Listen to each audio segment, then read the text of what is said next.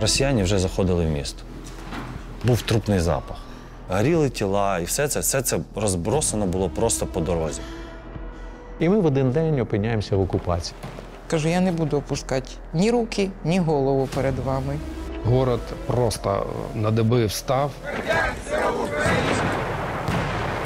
Почали стріляти вгору, а людей це не лякає. І тебе нічого не зупинить? Я казала ні. Працювати на Росію не буду. Дуже багато людей так просто зникли. І я розумію, що мене везуть на розстріл. Ми тут загинемо, то хоча б люди будуть знати, що хто тут жив і як ми тут були.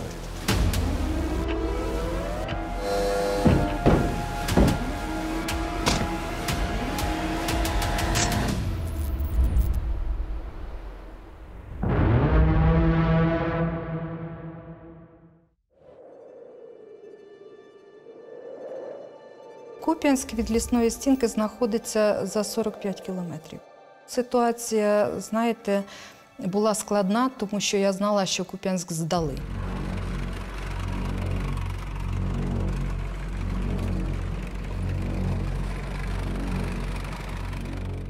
В Куп'янськ саме зайшли вороги без бою.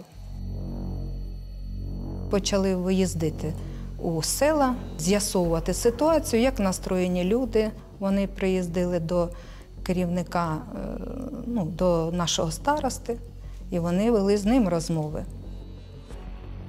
Бо в нього були люди у списку прописані, ті, хто за Росію, а ті, хто за Україну. І першою в списку ті, хто був настроєний за нашу батьківщину, хто мав проукраїнську позицію, це була я.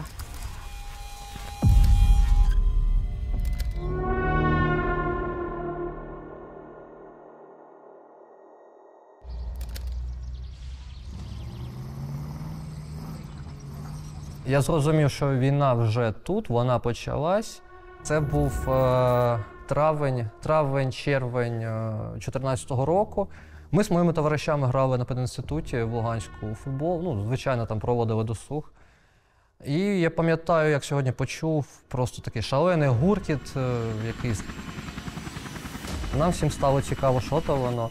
Там, хто в Луганську був, вони знають, що пединститут виходить на вулицю Оборонну, а Оборона виходить на виїзд з міста на кордон з Росією, на Краснодон. І от по цій вулиці, якраз з Краснодона з напрямку, йде колона танків, тих танків більше, 20-30 десь було точно. І вони просто під прапорами Росії заходять офіційно, там, заїжджають в місто. До мене прийшло на той момент розуміння, що буде жарко. Я подумав про перше, як зробити так, щоб цієї колони стало менше.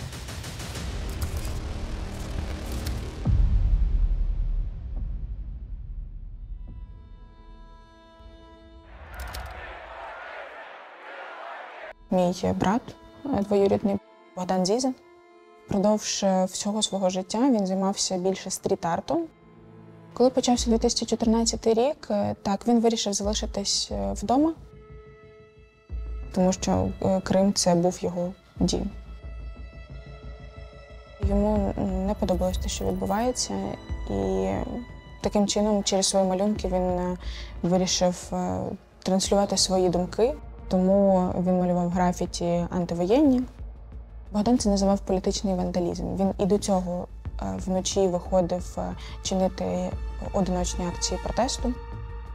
Давали можливість виходити днем. Ми можемо виходити ночі. У нього є графіті, там, де Лукашенко намальований з окровавленими руками. В Євпаторії зараз можна знайти в зовсім неочікуваних куточках його малюнки. Ці малюнки можна знайти прямо на якихось заброшках, висотках.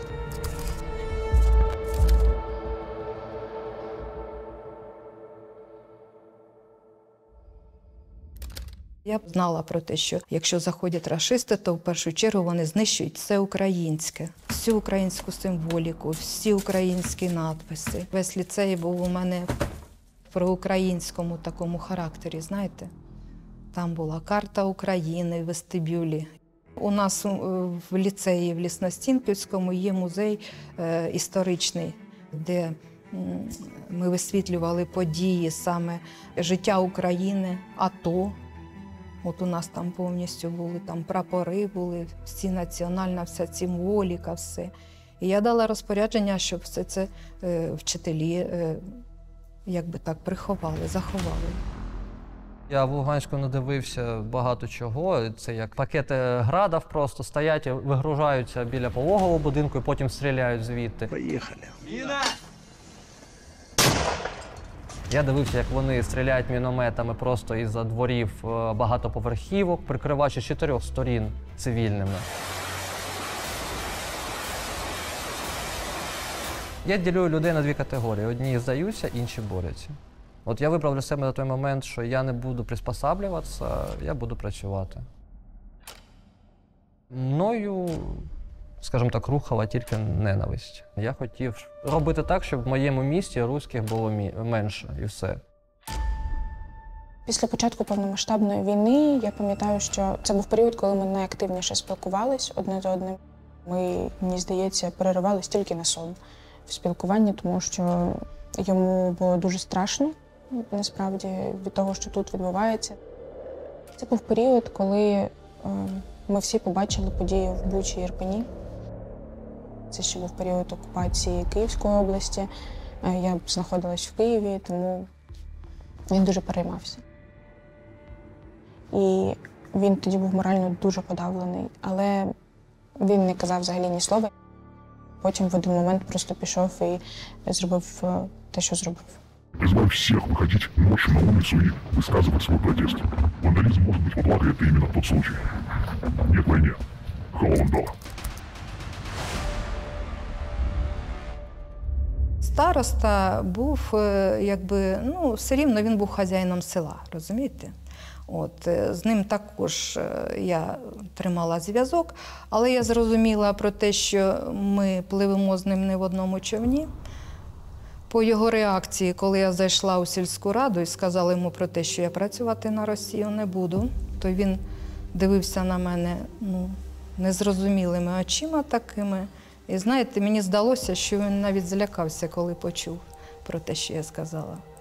Я сказала йому про те, що я не буду. Він: закрий, будь ласка, двері. Що ти говориш? Закрий, а то ж почують. А я так стала: а ти боїшся? І він мені сказав: ти що ти робиш? Ти що? Це ж добре, якщо тебе зразу вб'ють. А як калікою зроблять, ти не боїшся? Я сказала: ні, я не боюсь. Коли постало питання, і староста привіз мені записку із Курилівської сільської ради і приніс її додому, а вдома був чоловік, він віддав цю записку чоловікові в руки і сказав про те, що передай своїй жінці. Я думала, що він покличе мене, там скаже, передасть цю записку, але він просто втік.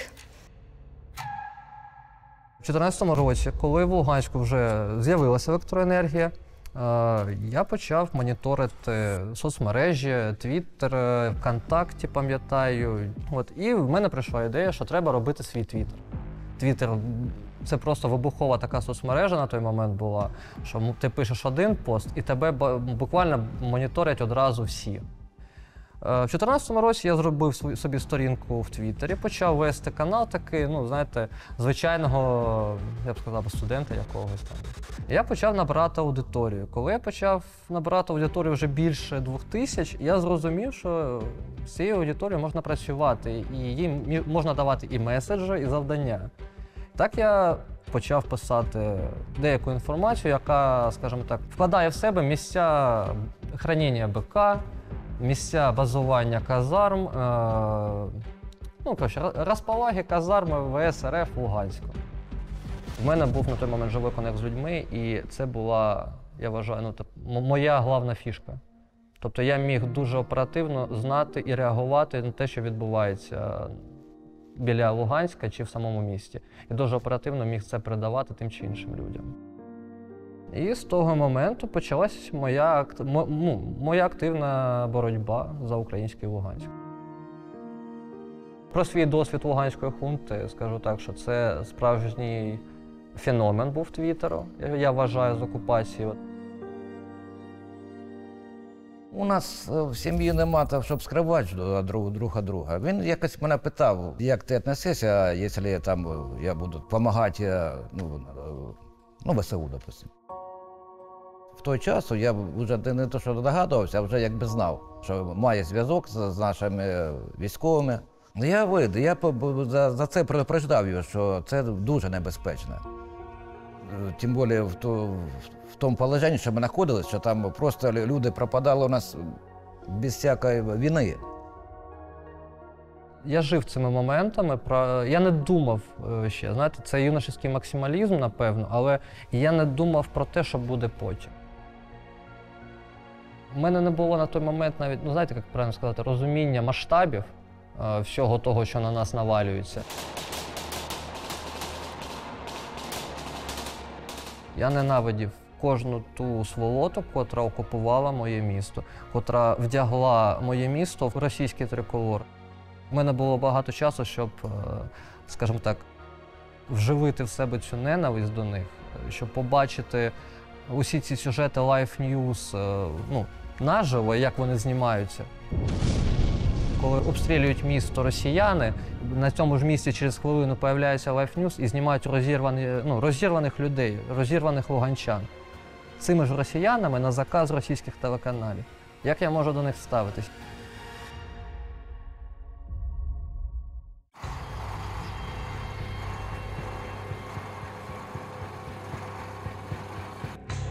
В ніч з 15 на 16 травня 22-го року Богдан вирішив облити будівлю Євпаторійської окупаційної адміністрації синьо-жовтою фарбою.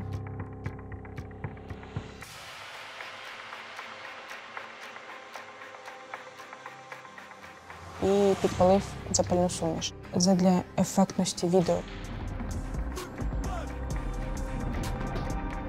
Богдан таким чином хотів надати розголос, тому що в Криму є спротив, і підбурити мешканців Криму постувати проти того, що їм не подобається.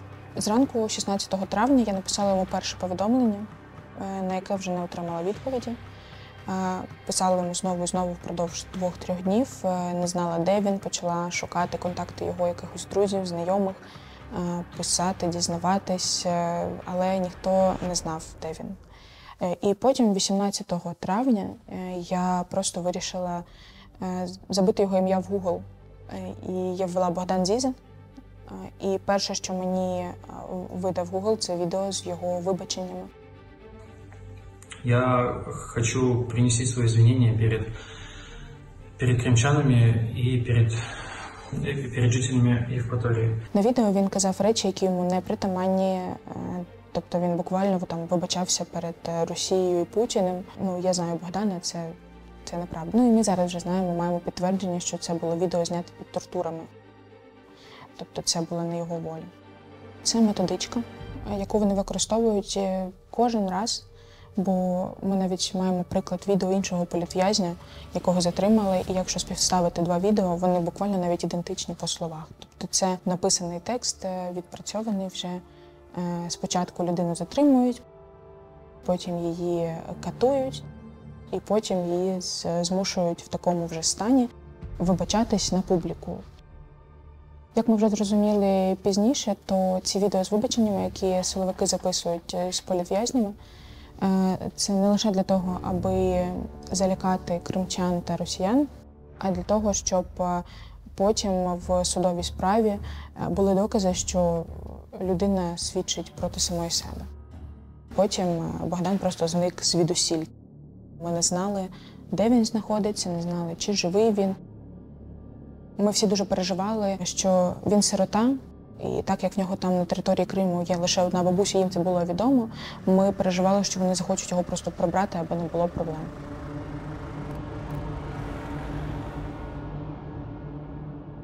Коли я відкрила ту записку, там було написано «З'явитися в місто Куп'янськ» із списком вчителів, які дають добро на співпрацю з Росією.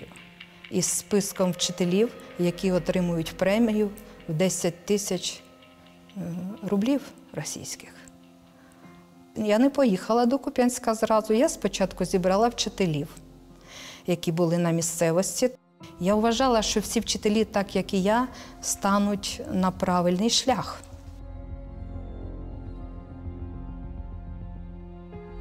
Її коли запитали, а яка ваша позиція, Лариса Володимирівна? Вона сказала, я українка. Ми зааплодували їй. Дехто заплакав. Зайшла вчителька, яка мала, знаєте, почесні грамоти за патріотичне виховання дітей. І коли грав гімн України, вона стояла і плакала навіть, тримаючи руку на серці, розумієте? І вона зайшла в кабінет до мене і говорить, я піду працювати. Я навіть і гадки не мала, що так все це станеться, розумієте? Вона вийшла, заходить інший, я буду працювати. Я буду працювати, я буду працювати. Я думала, я просто з глузду вже з'їхала.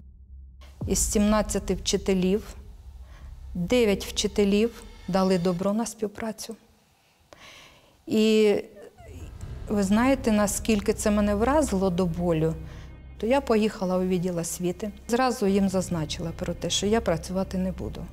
Останні документи, які я вам привезла, це список вчителів, які йдуть на співпрацю. Все. На цьому моя робота закінчилася. І тільки я вийшла із приміщення, і слідом за мною вийшов Микола Миколайович, керівник громади Курилівської. Він до мене підійшов, це його були слова, і говорить, я чоловік, і мене також шукали, і мене також примушували до того, щоб я пішов на співпрацю і все. А ви подумайте про те, що ви жінка. І що можуть з вами зробити? Масштабна моя акція персональна, я вважаю, одна з найефективніших інформаційних, була вже також в 2015 році напередодні Дня Незалежності. Це була моя фотографія з прапором України на фоні стели «Я люблю Луганськ». Прапор України розгорнули ультрас футбольного клубу «Зоря» в окупованому Луганську. Пам'ятаю, як п'ятий президент України приїхав в Луганську область і почав розказувати про те, що на окупованій території патріотів не залишилось. Ті, хто хотів, вже виїхали там і так далі. Тому я хотів показати, що ви не праві, так не буде. Патріоти залишаються і будуть там, скільки б часу не минуло. І от ця акція була саме на те, що Україна з днем народження, Луганськ тебе вітає, патріоти на базі. І я вважаю, що це було найуспішніше, тому що мене цитували багато, скажімо так, українських медіа, ресурсів. Тому я вважаю, що це дуже така потужна акція була. В кожному поступку є своя ціна. Ми всі платимо за щось там своє. Але, знаєте, найважливіше те, що залишилось спадщина. Ця фотографія, вона вже в історії, вона нікуди не дінеться, навіть якщо я загину колись. І я боровся. Я зможу своїм дітям сказати, я боровся. Для мене це важливо. Рано чи пізно я розумів, що можу не прийти додому, просто вийшовши на вулицю. Або мене застрелять десь в лісопосадці під Луганськом. Вибачте, фотографія на фолі з українським прапором в центрі окупованого міста, прямо в центрі міста. Я не можу сидіти просто так. Ми повинні показувати, що ми є. За нас потрібно боротись. Тут є люди, за котрих повинні ми боротись. Частина цих вчителів проросійськи налаштованих, вони почали проти мене затівати, такі, знаєте, неподібні речі. І одна із колег з моїх, вона зайшла до мене в кабінет, вона також пішла працювати на Росію, але вона мене попередила. На вас вчителі готують дописи, і вам треба бути дуже обережною. Вони пишуть у листах туди, що ви маєте проукраїнську позицію, що вас треба потримати головою вниз, за те, щоб ви одумалися і змінили своє бачення. І вже не один лист був відправлений в адміністрацію, тому що ви зараз, вибачте, висите на волосинці, вас можуть в будь-який момент приїхати забрати. Вона мене попередила. І вийшла з кабінету. І я відчувала, що так просто це для мене не минеться.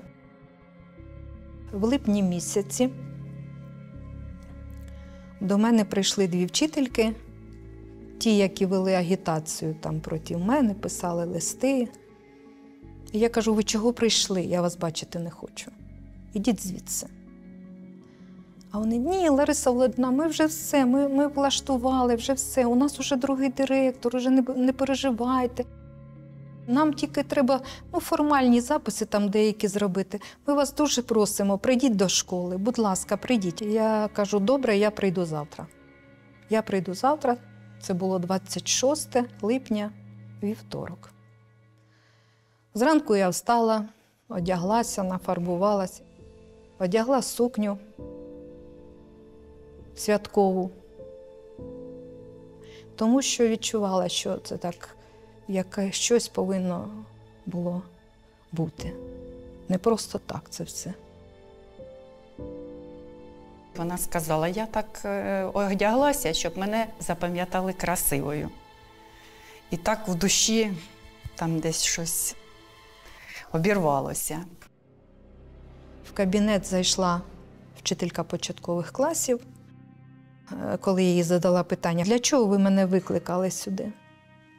А ви повинні зараз у наших трудових книжках записати, записи зробити про те, що ви звільняєте нас за угодою сторін з української школи, для того, щоб зробити записи у книжках про те, що вони поступають на роботу в русскую школу.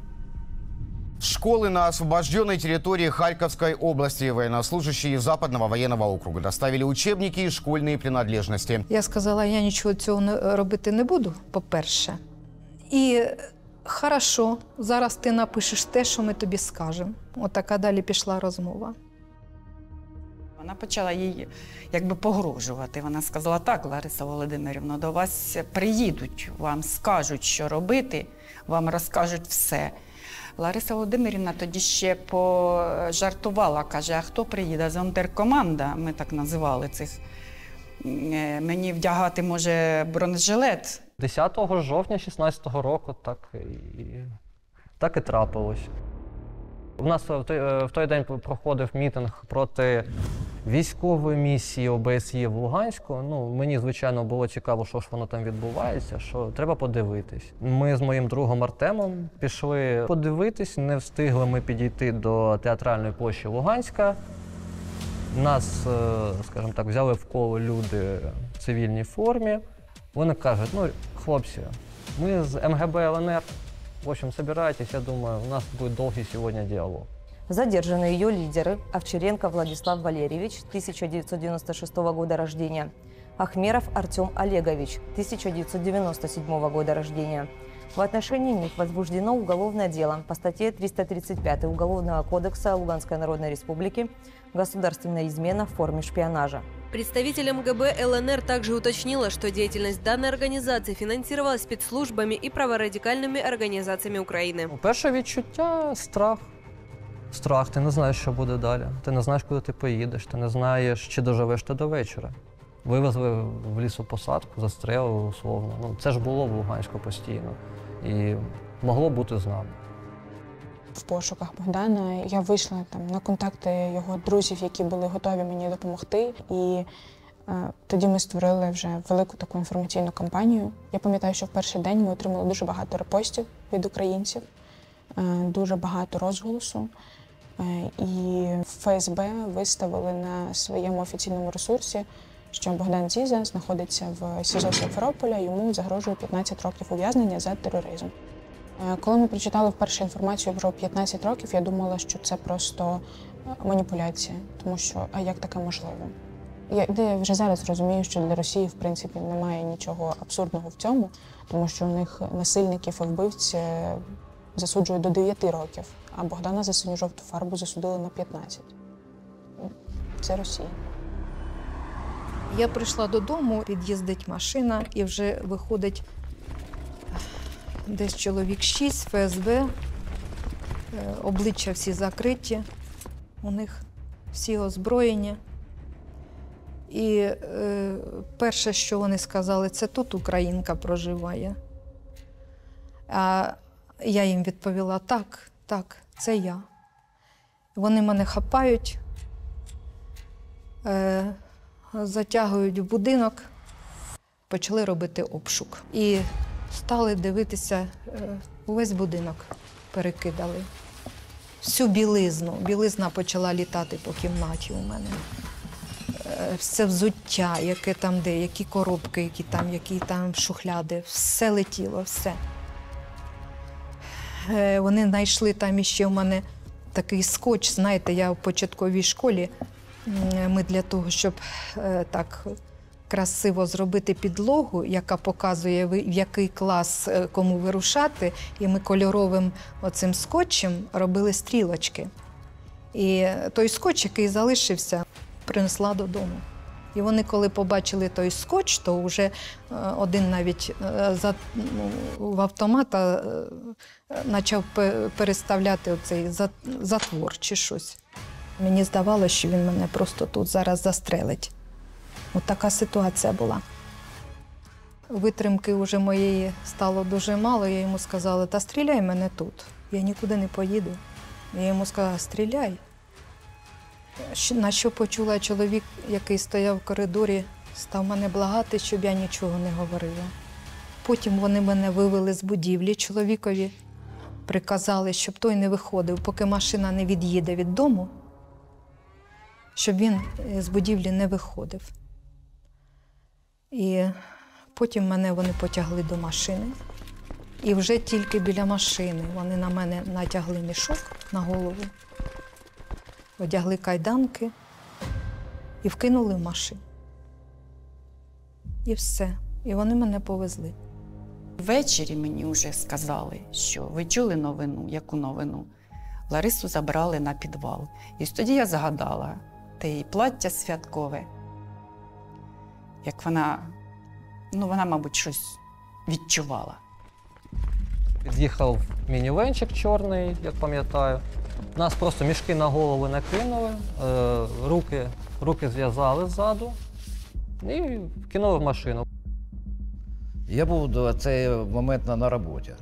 Подзвонила жінка мені на роботу. Так і так, що це владне на зв'язку. Я названюсь йому. Потім вже вечором, вже під ніч, мабуть, у нас в дом ввалюється толпа в якихось чорних робах, в масках. Поводили, як у себе вдома. Все там розкидали, все шкафов, все там щось шукали, я не знаю. Всі фанати «Чорно-білої Зоря», приверженники батальйону. Жінка питає, що ви шукаєте, що ви хоч скажіть. З нами, в принципі, ніхто і не розмовляв там. І у одного на ромбі був написаний МГБ. МГБ – це Міністерство госбезпечності, це ЛНР. Ми зрозуміли, що він там. МГБ – це страшно, це не структура якась, це просто групування бандитське там. Тобто це страшне місто. І ми не знали, чим їм допомогти, чим ми можемо допомогти. Поки ми їхали з центру міста до управи МГБ, нас трішечки так пом'яли, все найцікавіше почалось далі. Коли мене привезли до будівлі, я не бачила, куди мене привезли. Знову ж таки, мішок ніхто не скидав із голови, і так же в кайданках я йшла. Казали, ступенька, ступенька, вниз спускаємося. Думаю, це точно якась шахта, тому що не зрозуміло було де.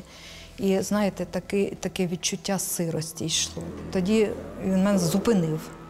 І чую, що поряд сидить людина і щось листає. І почала мені питання задавати. А тепер коротко, за що взяли? Я кажу, за те, що я директор української школи. Це не коротко. Жіночка якась підійшла до мене і почала робити обшук мені. Обшукала, вийняла з мого взуття шнурки, там все, що на мені було, таке непотрібне. Навіть, вибачте, з білизни, резинки всі повитягали і з моєго бюстгальтера зняли кісточки, вийняли, все. Роздягали мене прямо при охоронцях. Коли я знімала бюстгальтер, то кісточки треба було витягнути, і оце все. Нас закинули в якийсь кабінет. Спочатку, те, що я пам'ятаю в перший день, спочатку дуже довго гамселили просто в мішці прямо. Руки за спиною, голова в мішку, тебе гамселять, нічого не розумієш. Потім мішок знімають, наручники знімають, починають розмовляти з тобою. Вони знають, хто я. В них є моя фотографія, в них є все, що, мої останні 2-3 роки, вони знають, що я куди ходив, що я робив. Тобто я розумів, що під мене гарно копали. Ми розмовляли про Луганськ з ним, він мені казав, ти ж бачиш, от зараз прийшла Росія, ми почали заробляти, все працює. Я на нього дивлюсь, а що працює?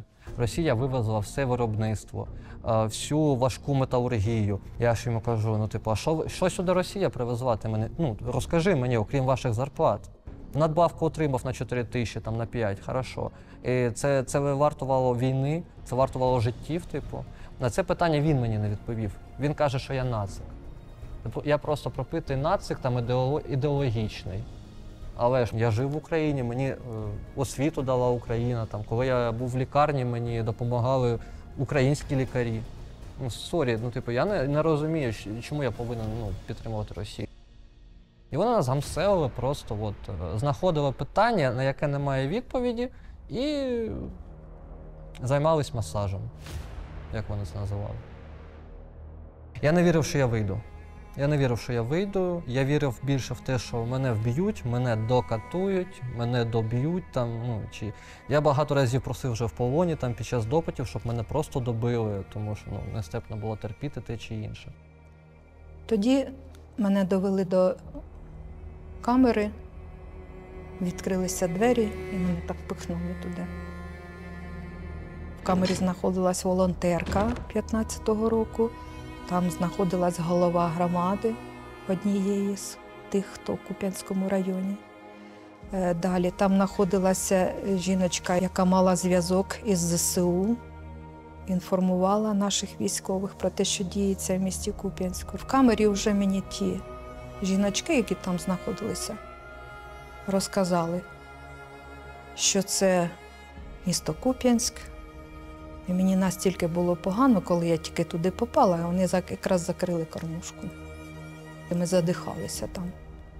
Якщо на вулиці була жара 30-40 градусів, то там цілих 50-60 було. І я просто на підлозі лежала і старалась вдихнути повітря, саме щілин, які були в підлозі. І там просто можна зійти з ума. Розумієте, коли чуєш оті крики, коли допити чуєш, коли забивають людей до смерті. Це страшно. Допити проходили вночі. До кімнати мене довели, зняли мішок. Я зайшла в ту кімнату. Вона була в темному зеленому кольорі, і коли я зайшла, я на підлозі побачила кров. І не просто там якась капелька, а так, знаєте, як людину протягли. За залізним столом сидів рашист, поряд з ним також сидів ще один. І він мені задав питання. «Скільки сидите?» Кажу, 10 суток. Він каже, мало. За такое мало. Ну что, будем говорить или нет? Якщо ви не будете говорити, то у нас нічого з вами не вийде. Я зайняла свою, вважаю, правильну позицію. І як би там не було, якщо ти українець, значить ти повинен залишатися ним і не змінювати свою позицію ніколи, навіть якщо загрожує смертю. Ми знали, що у Богдана був адвокат від ФСБ перший, другий, третій, тобто вони прям змінювались дуже швидко. І дані про справу збирались якраз поки у нього були ці 3 адвокати від ФСБ. Це люди, які буквально закликали його признати свою провину. І коли ми вже надали розголос цій ситуації, на нас вийшла Кримська правозахисна група, і вони нам допомогли знайти йому незалежного адвоката. Богдан знаходився на той момент в СІЗО Сімферополя. І вже коли з'явився незалежний адвокат, ми таким чином дізнавались про перебіг справи. На одне із засідань, на фінальне засідання в суді, вдалося пройти представнику ЗМІ, який записав на диктофон сильну промову Богдана. Я тоже обычный гражданин своей страны, но Украины, который не привык молчать, когда рядом происходит беззаконие. Те, кто так усердно ищут нацистов в Украине, не разглядели, как нацизм развился в России с этим эфемерным русским миром, с которым вооруженные люди пришли к нам, стараясь стереть украинскую идентичность. Это последние мои слова, сказанные на русском языке. А я не червоний, я багряний, я не римую для партнера. І це не рими, це є рани, та я не мильник для вас, бандера. Мете снігами, моє літо, з батьківщини, Симоненка, я до кінця йду, як Теріка, та він вкрила, як Костенко. Дякую. В одному з листів Богдан написав, що планує оголосити голодування із закликом звільнити всіх політв'язнів. Я думаю, він розумів, що мета дуже глобальна і політв'язнів дуже багато, але він не міг нічого не робити. Голодування відбувалося впродовж 17 днів, і впродовж цих днів ми отримували від нього листи про його стан, про те, що він дуже слабкий, що він не може підійматися навіть по сходах. І його на цей період перемістили у одиночну камеру, де це називається карцер. І двічі на день до нього приходили давати йому їжу і записувати на камеру, що він від неї відмовляється. Богдан завершив голодування, коли йому обманним шляхом пообіцяли, що його цілі досягнуті і ніби буде обмін політв'язнів. Але це неправда. Для Росії я все одно ворог, тому зрештою вибрав відверто проукраїнську позицію, щоб насамперед бути чесним перед самим собою. Так складніше, бо зараз проукраїнські погляди в російському полоні можна порівняти із самогубством. Але нехай краще так, ніж бути ще й заручником свого страху. Я збрешу, якщо скажу, що в мене не було страху. Був і є. Але своїм прикладом я хотів показати, що час боятися і мовчати минув, і продовжую це робити навіть в ув'язненні. Один день нашого мовчання змушує замовчати назавжди чиюсь дитину, батька чи матір. Так не можна. Це наша спільна відповідальність. Ми не той народ, щоб сидіти і чекати на чудеса. Ми беремо і робимо їх самі. Хіба не так? Я також не був готовий до нинішніх реалій ув'язнення. Але треба триматися і боротися далі. Кожен має свій фронт. За кілька днів до того, як я пишу цей лист, в камері поверхом вище насмерть забили людину. Через кілька днів, як допишу, мене повезуть до Краснодара, потім до Ростова. Як мене зустрічатимуть і в яких умовах буду, залишається лише здогадуватися. В період, коли його переводили з Криму на територію Росії, у нас ще був зв'язок, бо адвокат міг до нього регулярно приїздити. І насправді це був дуже переломний момент, дуже складний емоційно, тому що коли людина знаходиться в Криму, ти ще віриш, і ми всі на початку вірили, що зараз зовсім трошки, і ми всі свої землі звільнимо, і буде перемога. І тоді це все підкріплювалося думками, що якщо звільнять Крим, то звільнять і Богдана. Після того, як його перевезли на територію Росії, стало зрозуміло, що навіть якщо ми звільнимо всю Україну і повернемось до кордонів 91-го року, Богдана все одно не звільнять. Я відбував свій термін, йшли суди, слухання. 25 жовтня все ж таки нас товаришем засудили. Мене до 17 років, ув'язнення мого товариша Артема до 13. Я пам'ятаю, що я тоді слухав вирок судді, я стояв, посміхався. Я розумів, що це маячня, абсолютна маячня. Мене судять за шпіонаж в моєму Луганську, в рідному Луганську, на шпіонаж на користь України, в українському Луганську. Я це розумів, мені було смішно. Коли вже я приїхав до хати в СІЗО, от там же мене накрило дуже сильно, там же… я почав думати, що, чорт візьми, мені 19 років, мені 17 дали. Знаєте, для мене головне було переживання, що я можу вийти і не побачити батьків. що мені не буде до кого вийти.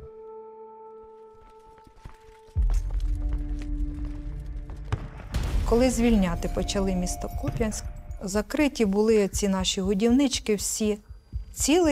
Цілий день по Куп'янську йшла техніка, летіли вертольоти, їхали машини, танки. Дуже було гучно. І рашисти, я так зрозуміла, що вони почали тікати звідти. Ввечері нам уже їсти ніхто нічого не давав у цей день. І ми так відчували, що щось, звісно, буде. Ми відчували. 26 грудня, пам'ятаю, я ще спав так вдень в камері. Почався просто якийсь такий гомін, галас в СІЗО. Я не міг зрозуміти, що то. В СІЗО у дворі вимикають світло. Тут ніч. Світло на території двору горить. Люди ходять по території, якісь в масках, незрозумілі. Було дуже було багато думок, нервів. І, я ж кажу, ця ніч була як остання, посивів раз 40. Все затихло, ніяких допитів не було. Тоді чуємо такий гуркіт, знаєте, як ніби щось десь вибивається. Щось десь ламається, чи то двері, чи то хтось кричить: а де ключі? Де ключі? І так, знаєте, надія появилася. Ми думали, що це зайшли військові. А це тоді вже, як нам розповіли про те, що із однієї з камер виліз ув'язнений. Спромігся вилізти. Як він виліз? Говорили, що він там цей план розробляв дуже довгий час. Він знайшов ключі, потім вже відкрив одну камеру. Хлопці ж вибігли, почали йому допомагати з ключами, з тими. Пробіглися по всіх оцих камерах. Дивлюся, по коридору по цьому побігли люди ув'язнені. Можливо, це чоловік 200-250. Десь так. Коли по коридорчику, по тому вузькому всі побігли, то мені здавалося, що мене там затопчуть. Розумієте, я ж теж побігла, думаю, куди всі біжать, і ми ж туди побігли. І ми разом із дівчатами, і з хлопцями, і з чоловіками, які там знаходилися, вийшли із цього приміщення, де нас ув'язнювали. Десь через півгодини відкриваються двері Овчаренко на вихід з речами. І, вишукували всіх в одну шеренгу, порахували і нас погрузили на автобуси. І ми там поїхали в сторону КПВВ Майорська. Коли я зайшла до будинку, то в будинку був мій чоловік, і він вранці порався, варив суп. Побачив мене. І він підбіг до мене, обняв мене так і каже: тебе що, відпустили? Тебе відпустили. Кажу: ні.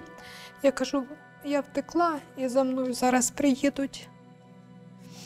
І він каже: ні, уже я тебе нікому не віддам. 45 діб я там пробула. Ще скоро буде півроку, як ми не маємо зв'язку з Богданом. Я не знаю, як він, не знаю, чи він здоровий, і не знаю, в яких він умовах. І зараз, враховуючи те, що росіяни вважають, що кримчани – це росіяни, думаю, що у них немає навіть думки, аби обмінювати росіян на росіян. Наразі це майже неможливо. Спротив Богдана для мене це взагалі окрема ланка сміливості, тому що, знаходячись в Криму, не втратити в собі волю взагалі щось казати, я не знаю, чи змогла би я так. Коли звільнили село, до мене прийшли військові, такі 2 велетня, величезні, високі, красиві. І вони стали мені розповідати про те, що ми тільки зайшли в село, ми про вас знаємо.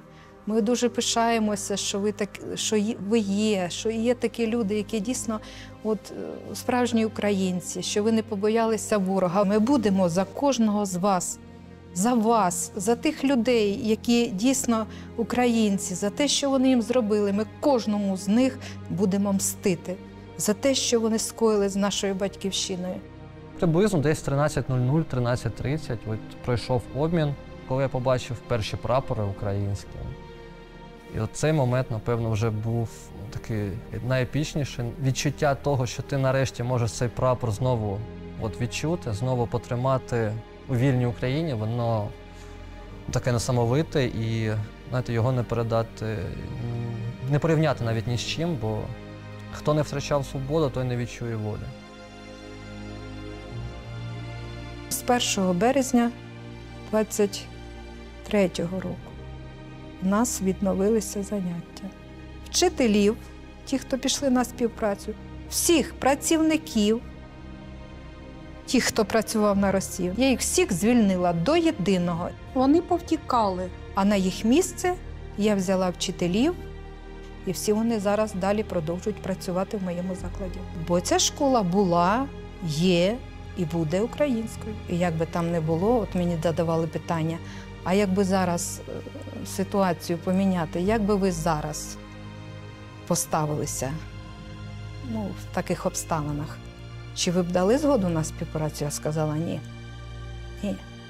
Навіть пройшовши, вибачте, такий ад, який пройшла я все рівно б не здалася. Я працюю в Українській асоціації футболу на посаді менеджера. Звичайно, я продовжую чинити опір. У нас є супутники, в нас є там аеророзвідка. Це круто, це невід'ємно круто. Але без очей на землі ми нічого не можемо зробити. Ми всі гвинтики у цьому всьому великому механізмі нашої великої української перемоги. Кожен, хто публічно не висловлюється проти цієї війни, хто не робить нічого, щоб її зупинити, є пасивним співучасником у цьому жахливому злочині, який вчиняє російська влада. Я вирішив зробити хоч щось, щоб висловити свою незгоду. Це дикість, що в наші дні ми спостерігаємо війну таких масштабів. Дикість, що ми ніяк не намагаємося її зупинити.